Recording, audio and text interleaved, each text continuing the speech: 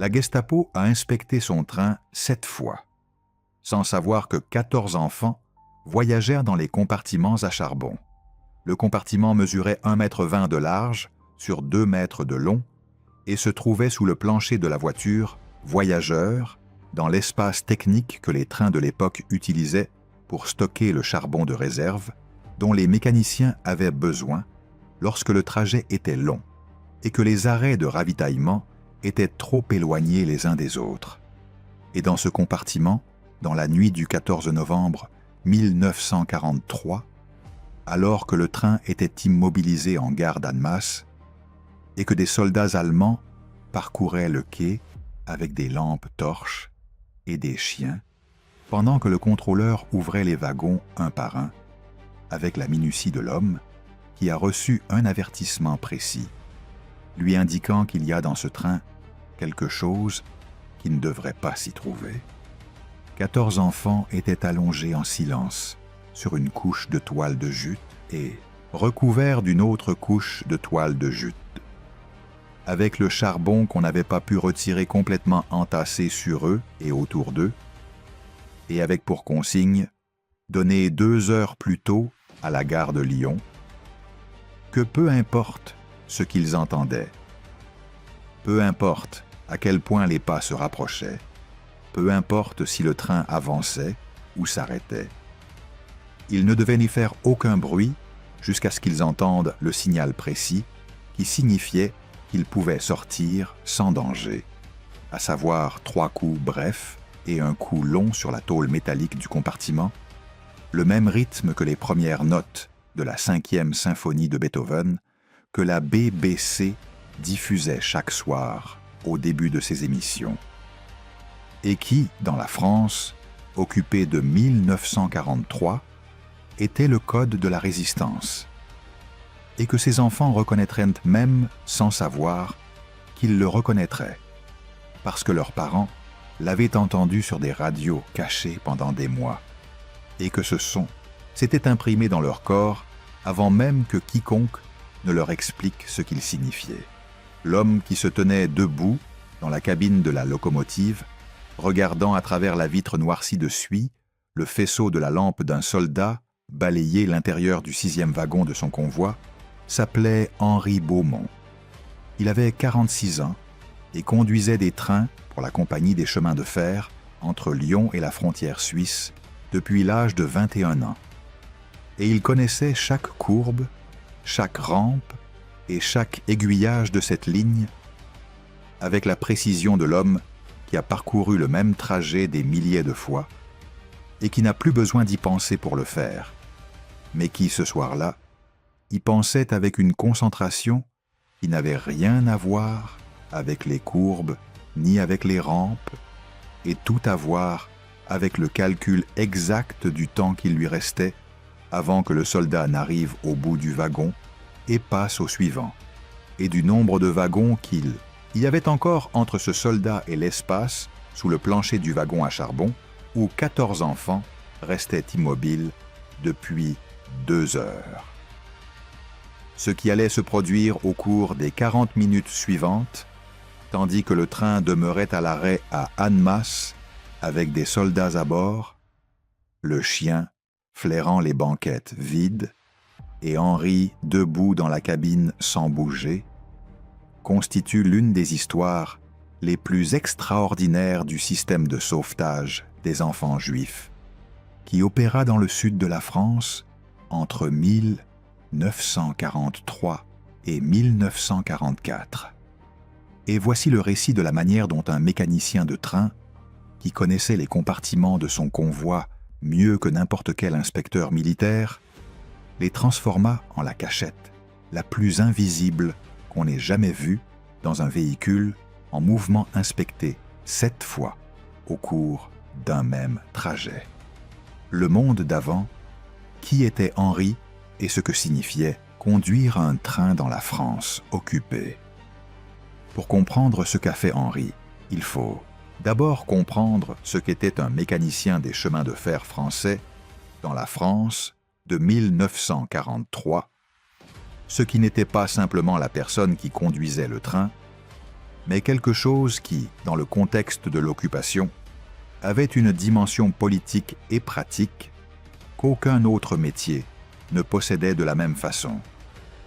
Parce que les chemins de fer étaient, dans l'Europe de la Seconde Guerre mondiale, le système nerveux de tout, du commerce et du transport civil, mais aussi de la logistique militaire allemande et des déportations. Et la personne qui contrôlait le train contrôlait, dans l'exacte mesure de sa volonté et de son courage, ce qui y voyageait et ce qui n'y voyageait pas, ce qui arrivait à la destination inscrite sur le papier et ce qui arrivait à une destination différente. Henri-Augustin Beaumont naquit le 3 septembre 1897 à Bourg-en-Bresse, ville du département de l'Ain dans l'est de la France, au sein d'une famille de cheminots qui comptait déjà 2 générations au service de la compagnie de Paris-Lyon-Méditerranée, qui était à cette époque l'une des grandes compagnies ferroviaires françaises et qui fut absorbée en 1938 avec les autres compagnies dans la Société nationale des chemins de fer français, la SNCF, l'entreprise publique qui existe encore aujourd'hui, et être né dans une famille de cheminots signifiait pour Henri la même chose que naître dans une famille de marins dans un port, c'est-à-dire que le train n'était pas pour lui une machine, mais un milieu, le milieu de son enfance, de sa formation et du vocabulaire technique avec lequel il pensait les choses avant d'en apprendre aucun autre. Et cela signifiait qu'Henri connaissait les trains, non par les livres, mais depuis la cabine, les ateliers et les conversations à table où son père expliquait à ses enfants les problèmes de la journée avec le naturel de l'artisan qui parle de son métier, comme s'il s'agissait de la seule manière raisonnable de parler de quoi que ce soit. Il entra dans la compagnie en 1918, tout juste sorti du service militaire, au cours duquel il avait passé 2 ans sur le front de la Meuse, sans qu'il ne lui arrive rien qui ne puisse se guérir avec du temps. Ce qui était statistiquement improbable sur ce front, et qu'Henri attribuait non à la chance, mais à l'attention, à la capacité d'observer le terrain avec assez de précision pour comprendre ce qui était dangereux avant même que le danger ne se manifeste. Et cette capacité d'observation était aussi celle qui faisait de lui un bon mécanicien, celle qui lui permettait d'écouter le moteur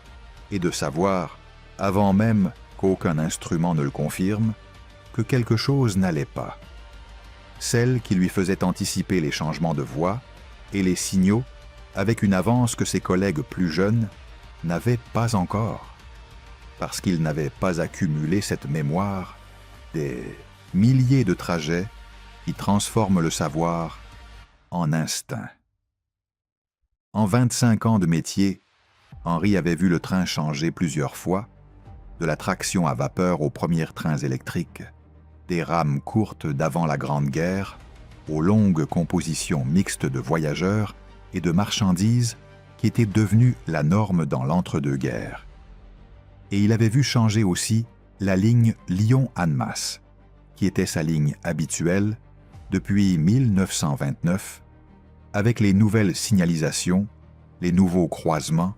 et les ajustements d'horaire que chaque réorganisation de la SNCF apportait avec elle. Mais ce qui n'avait pas changé en 25 ans, c'était la composition technique des wagons et l'emplacement des compartiments de réserve que la compagnie utilisait pour le charbon de route dans les trains à traction vapeur. Et cela signifiait qu'Henri connaissait la géométrie de ces compartiments avec l'exactitude de l'homme qui a observé la même chose pendant des décennies et qui sait non seulement ce qu'il y a,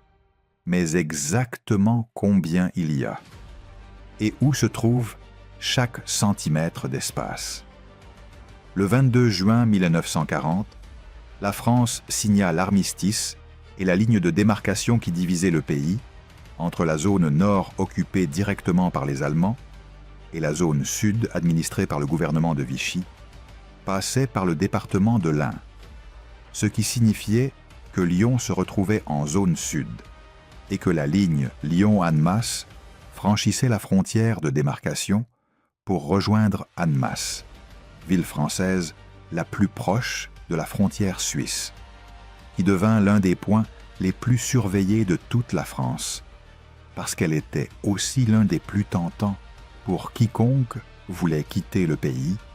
sans que les Allemands le sachent. Les Allemands avaient installé des contrôles de papier dans tous les trains quittant Lyon vers l'Est dès les premiers mois de l'occupation de la zone sud en novembre 1942. Et Henri avait subi ces contrôles des centaines de fois avec ses convois, présentant ses papiers avec la patience de l'homme qui a accepté que cela fasse désormais partie du travail et que faire autre chose que l'accepter a un coût qu'il ne souhaite pas calculer, et au fil du temps, il avait développé avec les inspecteurs une relation de la juste nature, sans chaleur particulière, celle de gens qui se voient régulièrement dans des circonstances qu'aucun des deux n'a choisies et qu'aucun des deux ne peut changer. C'est cette relation qui allait lui servir de bouclier le moment venu. Un moment qui arriva à l'été 1943 par l'intermédiaire d'une personne qu'Henri n'attendait pas et d'une conversation qu'il n'était pas préparé à avoir. Le déclencheur, la première conversation au dépôt. La personne qui prit contact avec Henri Beaumont était un homme qui se présenta sous le nom de Pierre et qui était en réalité un agent de liaison de l'OSE, l'œuvre de Secours aux enfants, l'organisation juive d'aide à l'enfance qui, depuis l'automne 1942, avait réorienté toutes ses activités vers le sauvetage des enfants juifs des camps d'internement du sud de la France et vers leur transfert clandestin vers la Suisse neutre, et il arriva au dépôt de locomotive de Lyon-Guillotière un mardi de juillet 1943, sous le prétexte d'être un technicien de maintenance envoyé par la direction pour vérifier une anomalie dans le système de chauffage des rames de la ligne de l'Est. Un prétexte suffisamment précis pour qu'aucun garde ne le remette en cause et suffisamment ordinaire pour que personne ne s'en souvienne.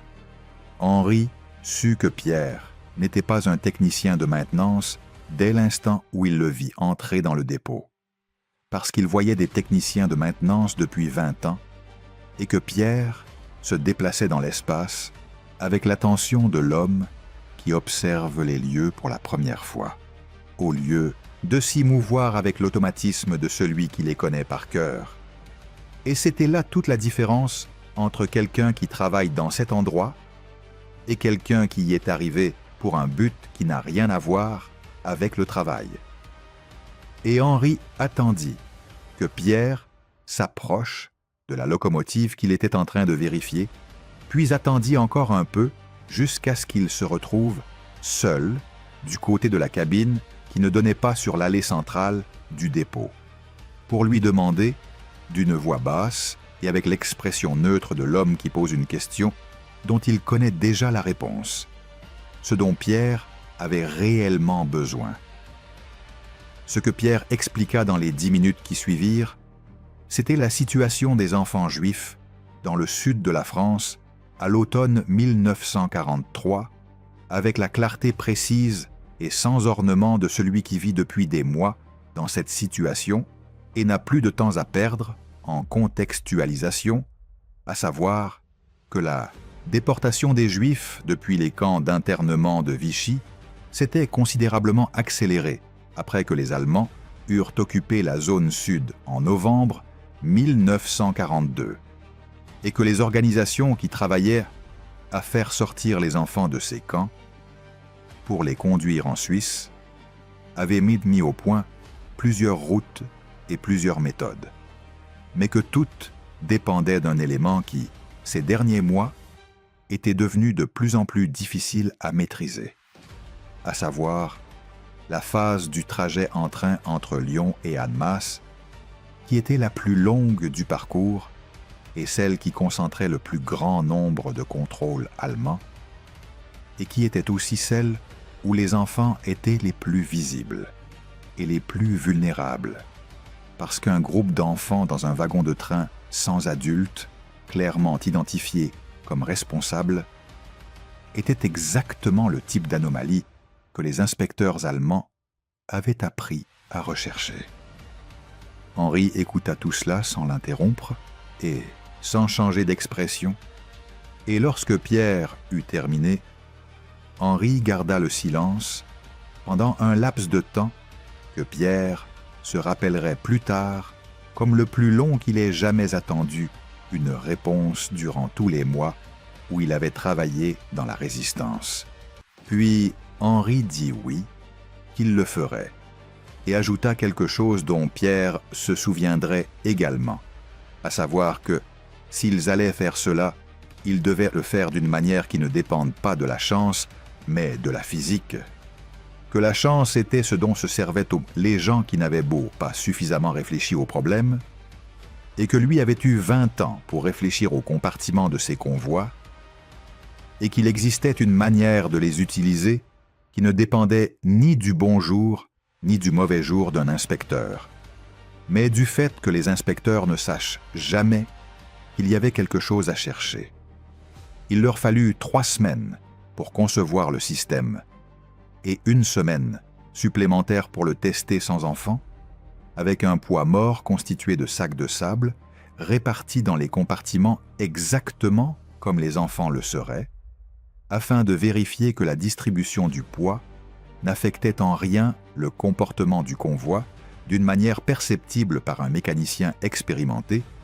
et lorsque Henri confirma que la répartition était correcte et qu'il n'y avait aucune variation sensible, ni dans le bruit du moteur, ni dans le comportement des roues sous charge, il prévint Pierre que le système était prêt. Le système, la géométrie du charbon. Le système conçu par Henri était une solution que seul pouvait imaginer quelqu'un qui avait passé 20 ans à observer les compartiments de l'intérieur et qui savait exactement quel espace existait, où il se trouvait, et ce qui le rendait invisible pour n'importe quel inspecteur qui ne saurait pas précisément quoi chercher. Les wagons des rames mixtes de la SNCF de cette époque comportaient, sous le plancher des compartiments voyageurs, une série d'espaces techniques utilisés à différentes fins selon la configuration du train, et le plus vaste de ces espaces, dans les compositions à traction vapeur encore courantes sur les lignes secondaires du sud de la France, était le compartiment à charbon de réserve qui mesurait environ 1,20 m de large sur 2 mètres de long et 40 cm de haut, en son point le plus élevé, une hauteur suffisante pour qu'un petit enfant puisse y rester allongé, mais pas pour qu'un adulte puisse faire l'une ou l'autre de ces choses. Ce qui signifiait que cet espace était, en pratique, inaccessible à tout inspecteur adulte tentant d'y entrer de l'extérieur, et que la seule manière de l'inspecter sans aide extérieure consistait à y passer le bras avec une lampe torche et à regarder sous l'angle offert par cette position, un angle de vision très limité qui ne permettait de voir que l'avant du compartiment et rien de ce qui pouvait se trouver dans sa partie arrière. Henri avait identifié cette limite de l'angle de vision comme l'élément central du système, et le système qu'il construisit autour d'elle était celui d'un homme qui a analysé les contraintes de son environnement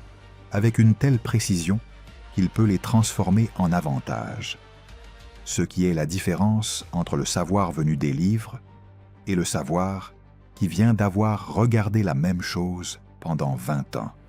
jusqu'à pouvoir voir ce qui n'est pas visible au premier regard.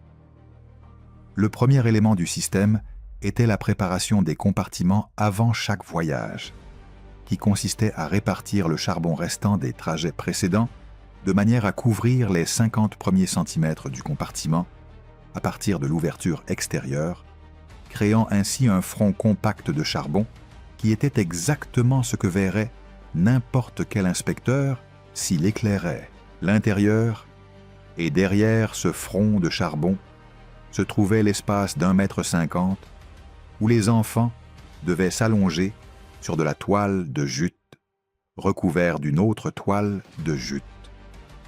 avec un espace entre la couche supérieure et la tôle du plancher du wagon, suffisant pour respirer, mais pas suffisant pour être visible depuis l'angle de la lampe extérieure. Le deuxième élément était la préparation des enfants, qui ne pouvait pas être une préparation à la peur, mais une préparation au jeu. Parce que Henri avait compris, dès les premières discussions avec Pierre, que la seule manière d'obtenir d'enfants de 4 à 14 ans qu'ils restent dans un silence absolu pendant 2 ou 3 heures dans un espace sombre, fermé et à température variable, c'était que cette immobilité soit pour eux une aventure avec des règles claires et non une situation de terreur, et la manière d'en faire une aventure était de leur donner le rôle des héros de l'histoire et non celui de ceux qui se cachent parce qu'ils ont peur. Et ce rôle exigeait une consigne précise qu'Henri élabora avec la même attention technique qu'il mettait à rédiger n'importe quelle instruction destinée à un membre de son équipe, à savoir que leur travail était le plus important de tout le train, et que l'accomplir parfaitement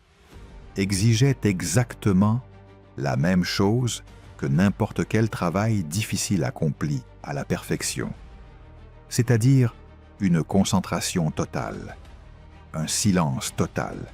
et la confiance dans le fait que la personne qui avait conçu le système savait exactement ce qu'elle faisait. Le troisième élément était l'alibi de normalité dans la cabine, qui dépendait exclusivement d'Henri et qui était aussi le plus difficile à maintenir, parce qu'il exigeait qu'Henri, qui savait parfaitement ce qu'il y avait sous le plancher du wagon à charbon, se comporte durant les contrôles comme s'il n'en savait rien, et cela exigeait non pas du jeu d'acteur,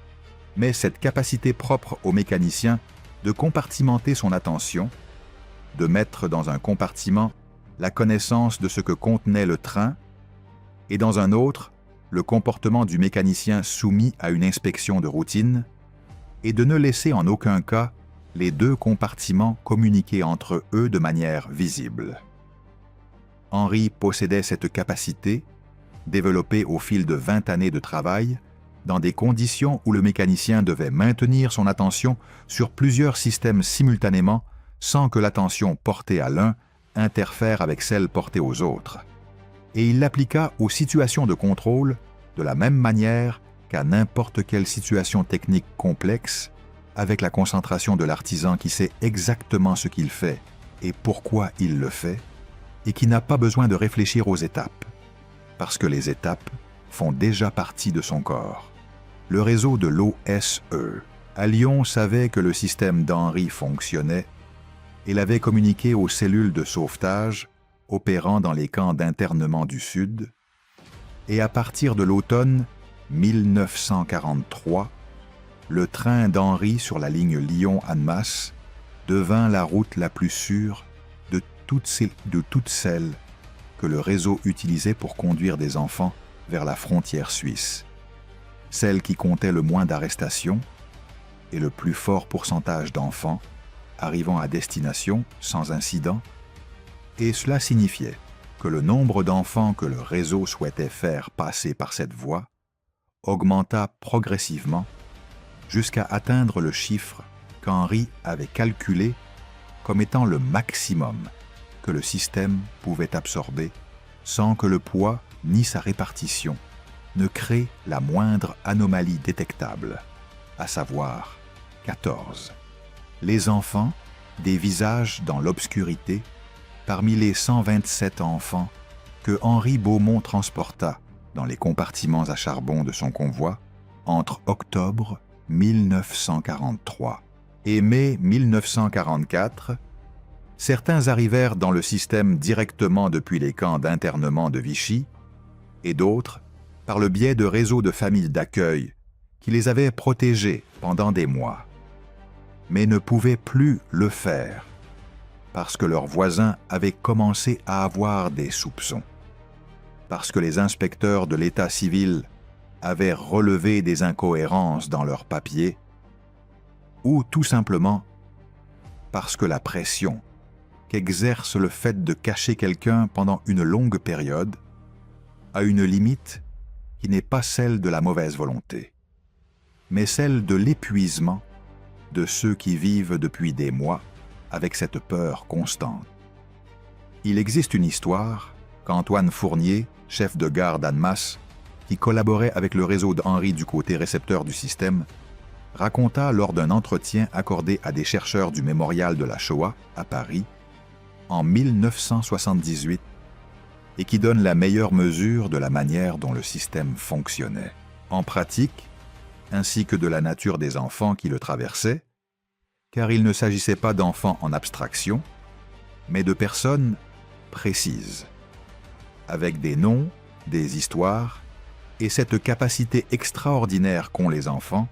à s'adapter à des circonstances que les adultes ne savent pas exactement comment gérer, parce que les adultes pensent trop à ce que les circonstances signifient. Tandis que les enfants pensent surtout à ce qu'il faut y faire. Lors du voyage du 14 novembre 1943, celui qui comptait 14 enfants à bord et qui allait être inspecté 7 fois, le plus petit des 14 était un garçon de 4 ans que le réseau appelait Petit Paul et dont le vrai nom était Paul Lieberman, arrivé à Lyon 3 jours plus tôt depuis un camp d'internement près de Gurs où sa mère avait été détenue et où celle-ci avait réussi à convaincre une travailleuse de l'OSE d'emmener l'enfant avant la déportation suivante,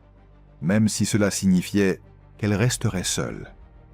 Et Petit Paul avait passé ces 3 jours dans une maison de la périphérie de Lyon avec 3 autres enfants qui devaient eux aussi prendre le train. Et il avait compris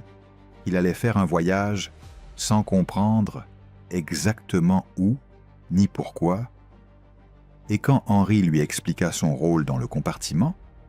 il le fit avec les mots qu'il aurait employés pour expliquer n'importe quel travail difficile à n'importe quel enfant de 4 ans. À savoir que c'était une mission spéciale que seuls les très courageux pouvaient accomplir, et que lorsqu'il entendrait les 3 coups brefs et le coup long, il saurait qu'il avait fait son travail parfaitement. Petit Paul survécut au voyage et franchit la frontière vers la Suisse cette nuit-là avec les 13 autres enfants du compartiment. Et la mère de Petit Paul survécut elle aussi, même s'ils ne se retrouvèrent qu'en août 1945, soit presque 2 ans après la nuit du compartiment, et Petit Paul avait alors 6 ans et ne se souvenait plus de la nuit du train. Mais sa mère, elle, s'en souvenait. Et elle avait gardé pendant ces 2 années de séparation l'image de son fils de 4 ans s'éloignant dans la cour du camp avec la travailleuse de l'OSE sans se retourner, image avec laquelle elle avait survécu à Auschwitz, à Bergen-Belsen et aux 9 mois qui s'étaient écoulés entre la libération et le moment où les services de recherche de la Croix-Rouge lui donnèrent l'adresse d'une famille à Genève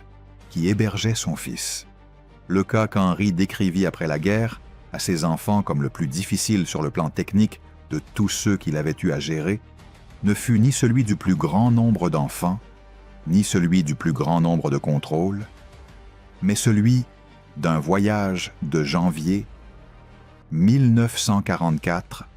au cours duquel l'une des enfants, une fillette de 7 ans nommée Rachel et asthmatique depuis l'âge de 2 ans, se mit à tousser pendant le premier contrôle en gare d'Ambérieu en Bugey, qui était la première grande halte du trajet et concentrait l'un des contrôles les plus réguliers, parce qu'il s'agissait du premier point où les inspecteurs pouvaient examiner la rame avec suffisamment de temps avant qu'elle ne poursuive sa route vers la frontière. Ce qu'Henri fit alors, c'est ce que seul pouvait faire quelqu'un qui connaissait ses instruments mieux que n'importe quel inspecteur. Il lança la locomotive d'une manière précise qui produisait, sur ce modèle de convoi, un bruit technique parfaitement identifiable que tout mécanicien ou tout mécanicien d'entretien aurait reconnu comme la purge du système de frein à vapeur, un bruit qui dura exactement autant que dura la quinte de toux de Rachel et qui couvrit entièrement tout son pouvant, venir de sous le wagon. Et l'inspecteur qui examinait alors l'extérieur du convoi entendit le bruit des freins, l'identifia correctement comme tel et poursuivit son inspection sans accorder la moindre attention supplémentaire au wagon où Rachel achevait sa toux, le visage recouvert de toile de jute qu'une autre enfant, une fillette de 9 ans couchée à côté d'elle, lui avait doucement pressé contre la bouche au moment même où la crise avait commencé. Rachel arriva en Suisse cette nuit-là, et l'asthme qui l'accompagnait depuis l'âge de 2 ans continua de l'accompagner tout au long de sa vie. Et lorsqu'elle fut adulte et eut elle-même des enfants, elle leur raconta cette histoire avec la netteté qu'ont les souvenirs conservés par le corps même quand l'esprit ne les a pas entièrement traités. Et ce dont elle se souvenait le plus clairement n'était ni le froid du compartiment, ni l'obscurité, mais le poids de la main de cette autre fillette de 9 ans sur la toile de jute contre sa bouche. Le poids le plus doux et le plus ferme qu'elle eût jamais senti, et qui était la mesure exacte de la différence entre la peur et le soin. Les 7 contrôles, la nuit du 14 novembre. La nuit du 14 novembre 1943 fut celle où Henri dut faire face au plus grand nombre de contrôles sur le trajet depuis que le système avait commencé à fonctionner en octobre, et cela ne fut pas la conséquence d'un soupçon particulier pesant sur Henri ou sur sa rame, mais celle d'une alerte générale que le SD avait émise cet après-midi-là pour tous les trains de la région, après qu'un autre réseau de résistance, sans lien avec l'OSE, eût été partiellement démantelé à Lyon ce matin-là, et que les premiers interrogatoires eurent laissé entendre que des enfants étaient transportés vers la frontière. Une information assez imprécise pour que le SD ne sache pas exactement où chercher, mais assez précise pour qu'il ordonne des contrôles renforcés sur tous les trains de la ligne de l'Est pendant cette nuit. Henri sut que le réseau était en alerte avant même de quitter Lyon, parce qu'Antoine Fournier, le chef de gare d'Annemasse, lui avait envoyé un message codé par le biais du système qu'ils utilisaient pour communiquer, à savoir celui des annotations dans le registre des incidents techniques de la rame que le personnel de maintenance remplissait dans chaque gare et que personne, hormis le mécanicien et le personnel de la gare concernée, ne lisait. Et le message disait qu'il y avait une activité inhabituelle dans les contrôles de la frontière et que, si Henri voulait annuler le voyage, cette nuit-là était la bonne pour le faire. Henri n'annula pas le voyage parce que les 14 enfants étaient déjà dans le compartiment et que les en sortir pour les ramener à Lyon nécessitait de défaire toute l'opération de chargement avec le risque que quelqu'un les voie. Et parce qu'Henri avait calculé dès le début qu'il existait 2 types de situations à risque. Celles qui étaient trop dangereuses pour continuer, celles qui étaient plus dangereuses si l'on continuait que si l'on s'arrêtait, et celles qui étaient plus dangereuses si l'on s'arrêtait que si l'on continuait, et celles-ci appartenaient à la seconde catégorie. Et la seule manière pour que le calcul soit juste était que le système fonctionne précisément dans les conditions pour lesquelles il avait été conçu, c'est-à-dire exactement des conditions comme celle-ci. Le premier contrôle eut lieu à la gare de Lyon-Guillotière, la gare de départ, où 2 soldats montèrent à bord de la rame, vérifièrent les papiers des voyageurs, examinèrent les banquettes vides des wagons sans passagers et inspectèrent l'extérieur des wagons à la lampe torche, tandis qu'Henri, dans la cabine, présentait ses documents avec le naturel des 100 fois précédentes. Puis, les soldats tamponnèrent la feuille de route et descendirent du train. Le deuxième contrôle eut lieu au croisement de Bron. Point de contrôle improvisé qu'Henri n'avait jamais vu auparavant sur ce tronçon et qui indiquait que l'alerte était plus sérieuse que ce qu'Antoine lui avait laissé entendre. Et les deux soldats montés à cet endroit regardèrent de nouveau les papiers des passagers, tandis que l'un d'eux descendit au niveau du quai et passa sa lampe sous le wagon depuis l'extérieur avec un geste qu'Henri aperçut depuis la cabine et qu'il reconnut comme celui de quelqu'un qui a reçu des consignes précises pour regarder sous les wagons sans savoir exactement quoi y chercher. Et le faisceau atteignit l'ouverture du compartiment et s'arrêta sur le front de charbon qu'Henri avait préparé, lequel était exactement ce qu'il devait être. Du charbon. Et le soldat éteignit sa lampe, dit quelque chose en allemand à son camarade, puis tous deux remontèrent dans le wagon et poursuivirent leur contrôle des passagers. Le troisième contrôle eut lieu à Ambérieu-en-Bugey, le Blinden contrôle régulier, qui comptait ce jour-là 2 fois plus de personnel que d'ordinaire,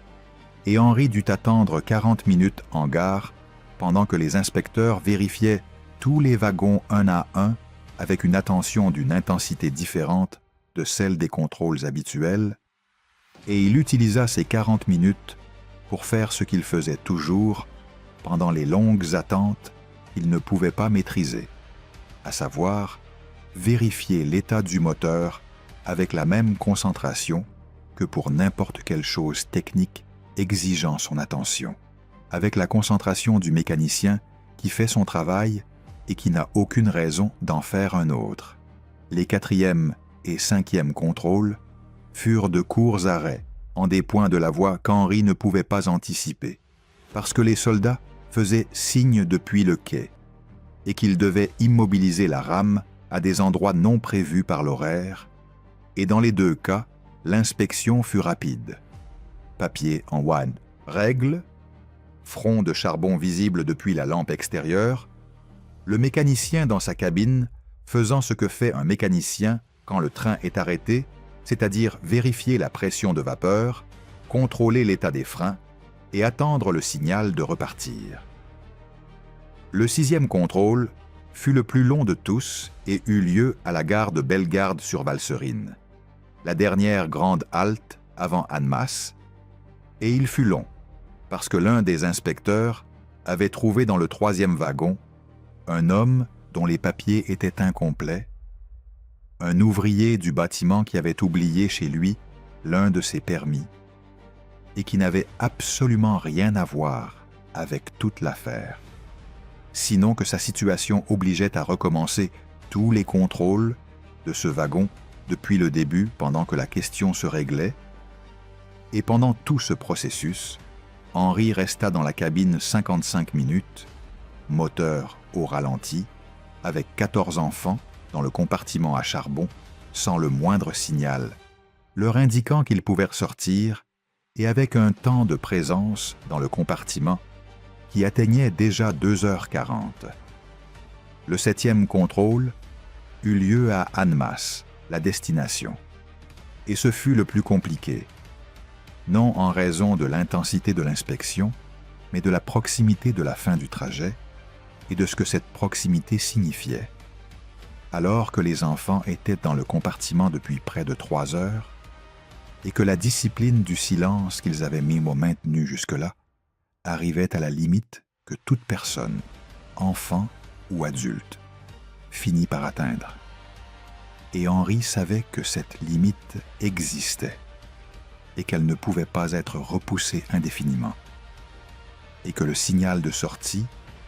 devait être donné dès qu'une marge suffisante existerait pour le faire sans risque.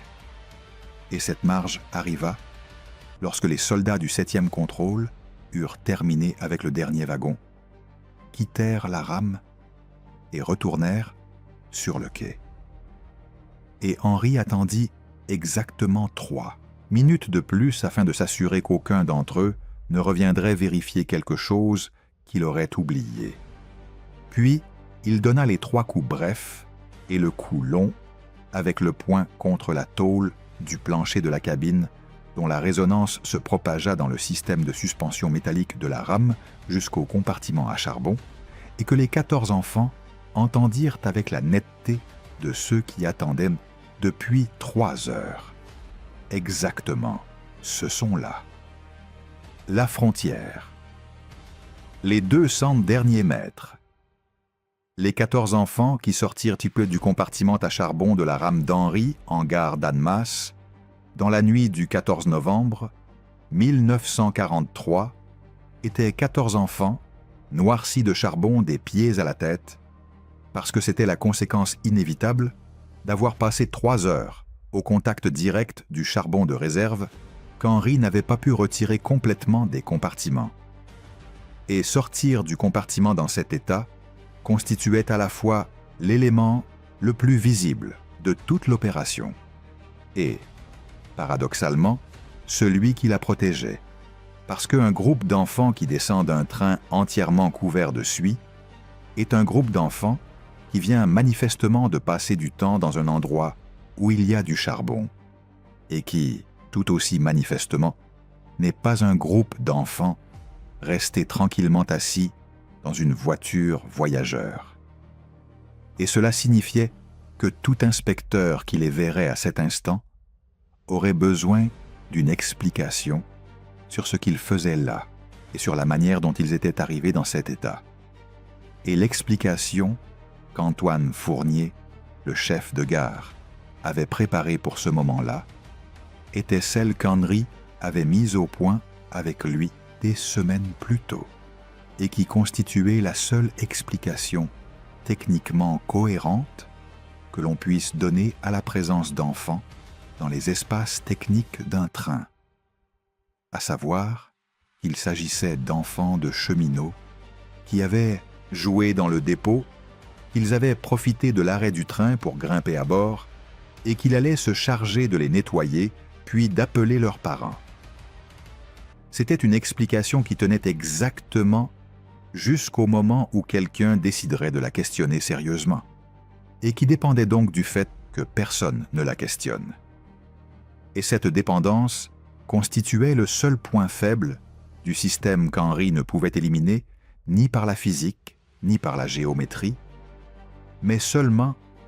par la probabilité qu'au moment précis où ces enfants sortiraient du train, les soldats qui venaient d'achever leur contrôle ne regardent plus dans cette direction. Une probabilité qu'Henri ne pouvait pas calculer, mais qu'Antoine pouvait gérer grâce à l'autorité du chef de gare,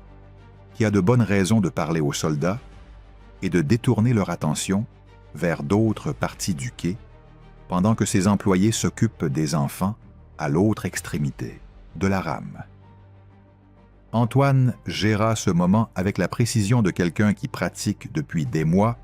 des variations du même problème et qui a appris que la gestion de l'attention des soldats ne requiert pas de leur mentir, mais simplement de leur donner quelque chose de plus intéressant à regarder au moment voulu. Et ce qu'il leur donna dans la nuit du 14 novembre, ce fut le problème de l'homme aux papiers incomplets, qui n'était toujours pas réglé sur le quai et exigeait qu'une personne investie d'autorité prenne une décision sur ce qu'il convenait de faire de lui. Et pendant qu'Antoine et les 2 soldats discutaient de ce problème, les employés de la gare faisaient sortir les 14 enfants du compartiment et les conduisaient vers le dépôt des bagages où Antoine avait préparé des couvertures, de l'eau et le personnel de l'OSE qui devait les emmener vers la maison de transit d'où ils passeraient en Suisse cette même nuit. Les 200 mètres entre la gare d'Annemasse et la frontière suisse étaient les 200 mètres qui avaient coûté la liberté à Mila Racine et à Roland Epstein, 3 semaines plus tôt, au même endroit. Les 200 mètres qui concentrèrent davantage de surveillance au mètre carré que n'importe quel autre point de toute la route. Et les 14 enfants les franchirent cette nuit-là en groupes de 3 et de 4, étalés sur 2 heures, avec des guides différents qui connaissait les moments exacts où les patrouilles allemandes se trouvaient au point le plus éloigné de leur ronde, et qui avait coordonné ces instants avec le chef de patrouille suisse de l'autre côté. Un officier qui, depuis des mois, fermait les yeux sur le passage des enfants parce qu'il avait pris sa propre décision quant au type d'officier qu'il voulait être sur cette frontière à ce moment de l'histoire. Le dernier des 14 enfants franchit la frontière à 2 heures et quart du matin, le 15 novembre. Et le chef de patrouille suisse les inscrivit sur son registre sous la catégorie « réfugiés mineurs », provenance France, catégorie qui les rendait automatiquement éligibles à la protection du Comité international de la Croix-Rouge et signifiait qu'à partir de ce moment-là, aucune autorité allemande ne pouvait plus légalement les réclamer. Et Henri, à Lyon, rangeait son convoi au dépôt à cette même heure, sans encore savoir que les 14 étaient arrivés. Mais en sachant que, si aucun message d'urgence ne lui parvenait dans les heures suivantes par le système de communication avec Antoine, cela voudrait dire qu'ils étaient arrivés. Aucun message d'urgence n'arriva. La trahison et la fin du système. Le système de Henri Beaumont fonctionna pendant 8 mois, d'octobre 1943 à mai 1944, et pendant ce temps, Henri transporta 127 enfants dans les compartiments à charbon de son convoi au cours de 19 voyages différents, totalisant 43 contrôles allemands, dont aucun n'aboutit à l'arrestation d'un seul enfant. Et ce chiffre était la mesure de ce qu'il avait bien calculé et de ce qu'il avait construit avec suffisamment de solidité pour résister aux conditions qu'il ne pouvait pas prévoir. Ce qu'il ne pouvait pas prévoir et que nul système, si bien construit soit-il, ne peut prévoir, ce fut l'infiltration, qui arriva au printemps 1944 par l'intermédiaire d'un membre du réseau de l'OSE à Lyon, arrêté dans le cadre d'une autre opération, et qui, sous interrogatoire, avait livré des informations sur la route du train sans savoir exactement ce qu'il donnait. Parce qu'il ne savait pas exactement comment fonctionnait le système, il savait seulement qu'il y avait un mécanicien de confiance sur la ligne Lyon-Annemasse et qu'il s'appelait Henri. Information suffisante pour que le SD ouvre une enquête qui mit 3 semaines à remonter jusqu'à Henri directement parce que le prénom Henri était suffisamment courant et que la ligne Lyon-Annemasse comptait assez de mécaniciens pour que le processus d'identification prenne du temps. Henri comprit que l'enquête avait commencé par la même voie que celle par laquelle il comprenait tout ce qui se passait autour de lui, c'est-à-dire par l'observation des changements de comportement des personnes qui l'entouraient. Et ce qu'il observa durant la première semaine de mai 1944, c'est que les contrôles sur sa ligne particulière avaient augmenté d'une manière qui n'était pas proportionnelle à l'alerte générale, mais relevait plutôt de ce type d'augmentation ciblée qui concentre davantage d'inspecteurs au même point que ceux où se faisaient d'ordinaire les contrôles normaux. Ce qui signifiait que quelqu'un avait donné assez d'informations pour savoir où regarder, mais pas assez pour savoir exactement quoi regarder. Et cette différence représentait le temps dont Henri avait besoin pour faire ce qu'il devait faire. Ce qu'il fit, ce fut suspendre immédiatement le système et le communiquer à Antoine et à Pierre par le code d'urgence qu'ils avaient prévu dès le départ pour ce scénario. Puis, il alla voir le directeur du dépôt de Lyon-Guillotière et lui dit qu'il avait besoin d'être affecté à une autre ligne pour des raisons personnelles qu'il ne pouvait pas expliquer sur le moment, mais qu'il espérait suffisamment sérieuses pour mériter sa confiance. Et le directeur, un homme de 58 ans, qui travaillait avec Henri depuis 15 ans, et le connaissait assez pour savoir que les raisons qu'Henri ne pouvait pas expliquer à cet instant étaient des raisons qui imposèrent le respect, le muta sur la ligne Lyon-Grenoble sans poser davantage de questions. L'ESD arriva au dépôt de Lyon-Guillotière 4 jours après la mutation d'Henri, avec un mandat d'arrêt à son nom, et constata qu'Henri avait été affecté à une autre ligne, et l'enquête qui suivit ne put établir aucun lien direct entre Henri et le transport d'enfants, parce que le système avait été conçu précisément pour qu'il n'y ait rien à relier. Aucun papier, aucun témoin connaissant le nom complet d'Henri, à l'exception d'Antoine et de Pierre, et ni Antoine ni Pierre n'avaient été identifiés au cours d'aucun interrogatoire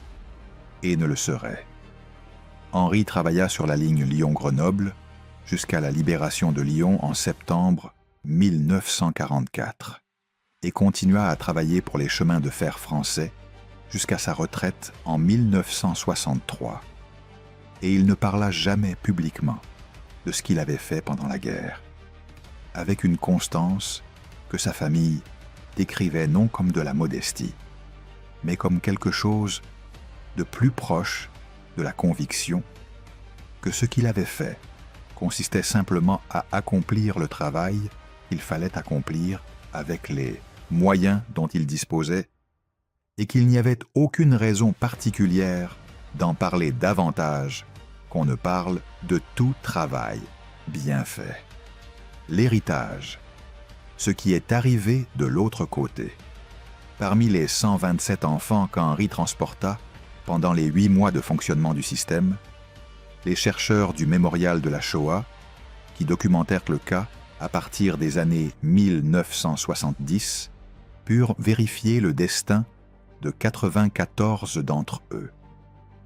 Et parmi ces 94, 87 avaient survécu à la guerre, proportion qui tranchait de la manière la plus brutale avec le sort des enfants juifs de France qui n'avaient eu accès à aucune des routes d'évasion construites par l'OSE et les autres organisations, parmi lesquelles plus de 11 000 furent déportés et assassinés, presque tous à Auschwitz, et dans leur immense majorité seuls, parce que dans les trains de la déportation, les enfants étaient séparés des adultes. Petit Paul, le petit garçon de 4 ans qui avait franchi la frontière dans la nuit du 14 novembre 1943, s'appelait à l'âge adulte Paul Lieberman et vivait en 1978 à Tel Aviv, où il travaillait comme ingénieur en infrastructure, et il avait retrouvé sa mère en août 1945. Puis, ils avaient vécu ensemble en Israël à partir de 1948, et lorsque les chercheurs du mémorial vinrent recueillir son témoignage. Il dit qu'il ne se souvenait de rien de la nuit du train, mais que sa mère la lui avait raconté si souvent qu'il avait l'impression de s'en souvenir, bien qu'il sache que ce qu'il possédait n'était pas sa propre mémoire, mais le récit de sa mère, et que la différence entre ces deux choses était la différence entre ce qu'on lui avait sauvé cette nuit-là et ce qu'on avait sauvé en lui, à savoir la possibilité d'avoir une mère pour lui raconter des choses. Rachel, la fillette de 7 ans asthmatique, s'appelait à l'âge adulte Rachel Weiss et vivait à Paris où elle exerçait comme pédiatre. Et lorsque les chercheurs arrivèrent jusqu'à elle, elle dit que ce dont elle se souvenait avec le plus de netteté de cette nuit-là n'était ni le compartiment ni le train, mais la main de la fillette de 9 ans qui lui avait couvert la bouche avec la toile de jute, et qu'elle n'avait jamais su le nom de cette fillette parce que durant les jours qu'elles avaient passés ensemble à Lyon, personne n'utilisait de vrai nom, et qu'après la traversée, elles avaient été séparées et confiées à des familles différentes, puis que, dans la confusion de la fin de la guerre et de l'après-guerre, elle en avait perdu toute trace, et que ce qui l'avait poussée à devenir médecin, et plus précisément pédiatre, était ce souvenir qu'une personne peut faire pour une autre, toute la différence entre la peur et le calme, avec le plus petit geste possible, qui avait été en l'occurrence la pression exacte d'une main à travers un tissu dans l'obscurité d'un compartiment à charbon. Henri Beaumont mourut en 1981 à Lyon à l'âge de 83 ans, dans son appartement du quartier de la Guillotière, qui était le même quartier où il avait commencé à travailler dans les chemins de fer 60 ans plus tôt et où il avait vécu toute sa vie adulte, à l'exception des 2 années passées sur le front de la Meuse entre 1916 et 1918, et dans le petit cabinet de travail de cet appartement que sa famille examina après sa mort, il avait conservé, dans une boîte métallique qui avait autrefois servi à ranger des pièces de rechange pour les soupapes de locomotive et qu'il utilisait depuis des décennies pour ses papiers personnels, un carnet de cuir brun dans lequel il avait noté, de son écriture de mécanicien, serrée et régulière, les 19 voyages du système avec leur date, le nombre d'enfants transportés à chaque voyage et le nombre de contrôles effectués sur chaque trajet, et à la fin du carnet, sur la dernière page, une colonne de chiffres, sans aucune autre explication, qui totalisait 127. Et son fils, en les voyant, comprit immédiatement ce qu'ils étaient. Le total, la somme de tous les voyages, la seule trace qu'Henri avait gardée de ce qu'il avait fait avec les compartiments à charbon, de sa rame durant les 8 mois, pendant lesquels il avait transformé l'espace où il rangeait le charbon en l'espace où il rangeait des vies. Il n'y avait aucune note sur les 43 contrôles qu'il avait passés avec des enfants à bord, ni sur les 7 de la nuit du 14 novembre, ni sur le froid, ni sur les chiens, ni sur les soldats qui, lampe à la main, regardaient le front de charbon, tandis que derrière ce charbon, 14 enfants écoutaient les pas. Et son fils, qui était ingénieur ferroviaire, comme son père et comme le père de son père, et qui connaissait les compartiments des rames de la SNCF, aussi bien qu'Henri les avait connus, dit à l'un des chercheurs du mémorial, venu lui parler après la mort de son père, que ce qu'il frappait le plus dans ce carnet n'était pas ce qu'il disait, mais ce qu'il ne disait pas, à savoir tout le reste, et que cette absence était la meilleure description qu'il ait jamais vue du type d'homme qu'était son père. Le type d'homme pour qui faire ce qu'il faut faire avec ce qu'on a à disposition n'exige pas d'explication. Parce que cela est déjà expliqué par ce que c'est, et que ce qui est expliqué par ce que c'est n'a pas besoin d'être dit. 127 noms que le charbon n'a pas pu effacer.